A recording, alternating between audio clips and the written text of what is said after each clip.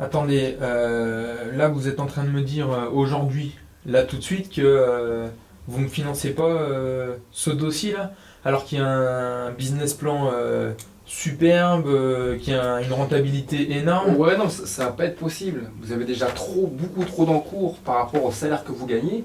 Et là, vous pourriez m'apporter un dossier avec 30% de rentabilité, que ça changerait strictement rien du tout. Voilà, vous avez des encours qui sont beaucoup trop importants. Donc vous avez déjà financé 5 appartements.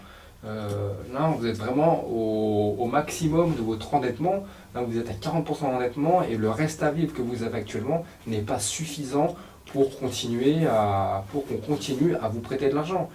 Mais voilà, il ne faut pas perdre espoir par rapport à ça. Moi aussi, lors de mes investissements, à un moment donné, j'ai été bloqué, je pouvais plus emprunter. Bah, ça, j'ai pas perdu mon temps pour autant. J'ai mis 2 ans, 2 ou 3 ans, je crois, avant de pouvoir réemprunter à nouveau. Bah, ces 2 ou 3 ans, je les ai mis à profit pour me former, pour apprendre de nouvelles stratégies dans l'immobilier. Et là où je veux en venir, j'en ai profité aussi pour mettre la tête dans ma comptabilité, voir ce qui allait, ce qui allait pas. Et c'est ce qui m'a permis, 2 ou 3 ans après, quand j'ai repris mes investissements, de faire des investissements beaucoup plus intelligents. Moi, je me suis aperçu, lors de ma première phase d'investissement, qui a duré à peu près 5 ans, des choses que j'avais quasiment pas vues, parce que j'avais pas pris le temps de mettre la tête dans ma comptabilité, que je payais plus de 1000 euros mensuels de charges de copropriété sur tout mon parc immobilier. Et je trouvais que c'était énorme, et j'ai trouvé que c'était ça en fait qui plombait ma rentabilité. J'avais certes une bonne rentabilité, mais j'aurais pu avoir une rentabilité beaucoup plus importante si j'avais pas eu ces 1000 euros de charges de copropriété à payer tous les mois.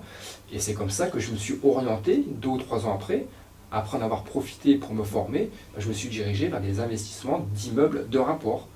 Et j'ai pu reproduire à l'identique ce que j'avais fait en 5 ans, j'ai reproduit ça en 5 mois avec des achats d'immeubles. Donc en fait, les 2 ou 3 ans que j'ai eu où j'ai été bloqué, je les ai mis à profit pour me former, pour continuer d'échanger, de partager, d'assister à des conférences, à des séminaires, à mettre la tête dans ma comptabilité pour repartir de plus belle.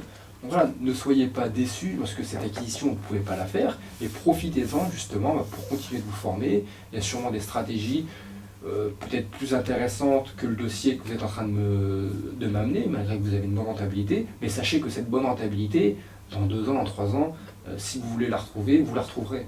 Des bonnes rentabilités, des bonnes affaires, vous en avez tous les jours.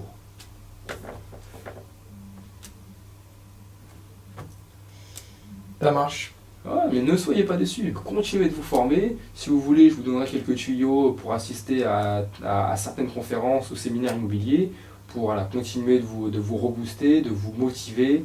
Et vous verrez, vous reviendrez dans 2 ou 3 ans avec la patate et l'envie de doubler le patrimoine que vous avez aujourd'hui.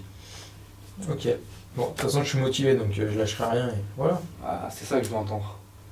Ouais, à très vite. Merci, au revoir. Au revoir.